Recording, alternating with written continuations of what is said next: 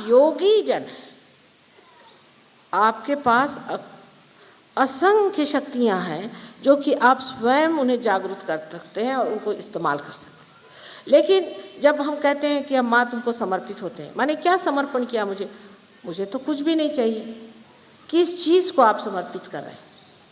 सोचिए कौन सी बात है जिसे आप मेरे और समर्पित कर रहे हैं।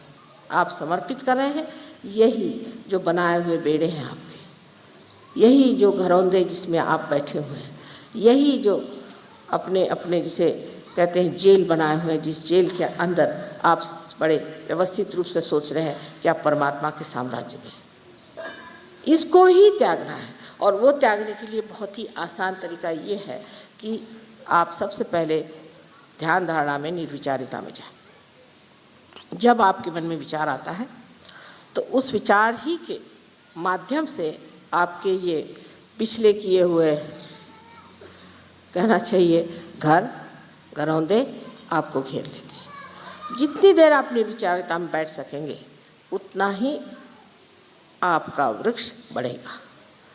निर्विचारिता में ही आत्मिक पृष्ठ बढ़ता है और कोई ऐसा वातावरण नहीं जिसमें ये इसकी वृद्धि हो सकती। कोई कहेगा कि हमने खूब बैठ के माँ के भजन गाए, उससे कोई कितना भी भजन गाए, कोई कितने भी मंत्र कहे, चाहे कुछ कह ले, उस मंत्रों से या उस भजन से अगर आपके अंदर निर्विचारिता स्थापित नहीं होती तो आप चूक गए उस बात को। बहुत से लोग हैं, हमने देखा, अभी एक देखा हमने, हरे रामा होरे रामा होरे रामा, पागल के जैसे सारी दुनिया दौड़ रही। अभी कहाँ जा रहे? एक मनोरंजन करते हुए सारे दौड़े जा रहे हैं, हरे रामा। उससे क्या मिलेगा? उससे किसी को कुछ मिला? किसी में कोई परिवर्तन आया? कोई उनमें अच्छाई आई? सिर्फ आपने बजाय इसके कि आप इस तरह के कपड़े पहने के कुछ और कपड़े पहन लिए और रास्ते में आप दौड़ते घूम रहे चिल्लाते हुए हरे रामा हरे कृष्णा। आपके अंदर कृष्ण की कोई चेतना आई है? कृष्ण की चेतना है कि आप साक्षी स्वरूप हो जाते, क्या आप साक्षी स्वरूप हो गए?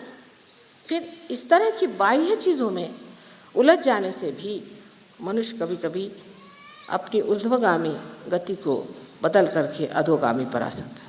जैसे एक छोटी सी चीज़ मैंने आपसे बताई, मनोरंजन सहयोग में मना नहीं है, लेकिन मनोरंजन ऐसा होना चाहिए कि जिससे आप में निर्विचारिता स्थापित हो।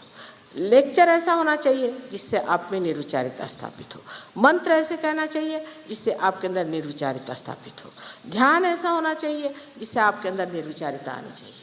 कोई सा भी कार्य करते वक्त अगर आप निर्विचार हो जाएं तो सारी परमात्मा की शक्तियाँ आपके अंदर से कार्यान्वित हो।